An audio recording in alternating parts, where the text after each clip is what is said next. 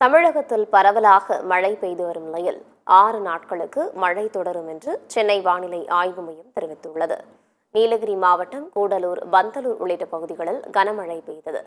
பந்தலூர் பகுதியில் 1 மணி நேரத்திற்கு மேலாக பெய்த கனமழையால் தாழ்வான பகுதிகளில் மழைநீர் பெருக்கெடுத்து ஓடியது. இதனால் வாகன ஓட்டிகள் கடும் சிரமத்திற்கு ஆளாகினர்.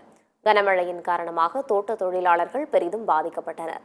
இதேபோன்று திண்டுக்கல் மாவட்டம் கொடைக்கானல் மற்றும் அதன் சுற்றுவட்டார பகுதிகளில் கனமழை பெய்தது. கனமழையால் அடுக்கம் பகுதியில் சாலைகளில் பாறைகள் விழுந்தன. மேலும் ஆங்காங்கே மண் சரிவு ஏற்பட்டுள்ளது. இதனால் கொடைக்கானலில் இருந்து அடுக்கம் வழியாக பெரியகுளம் செல்லும் சாலையில் போக்குவரத்து பாதிக்கப்பட்டுள்ளது. இந்நிலையில் வேலூர் மாவட்டம் சத்துவாச்சாரி மற்றும் அதன் சுற்றுவட்டார பகுதிகளில் கனமழை பெய்தது. கனமழையால் சாலைகளில் மழைநீர் பெருக்கெடுத்து ஓடியது.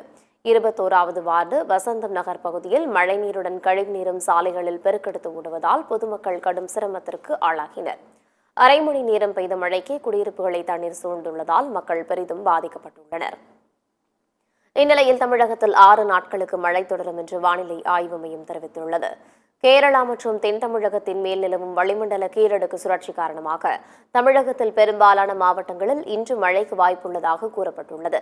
புதுச்சேரியிலும் இடிமின்னலுடன் மழை பெய்யும் என்று வானிலை ஆய்வு மையம் தெரிவித்துள்ளது.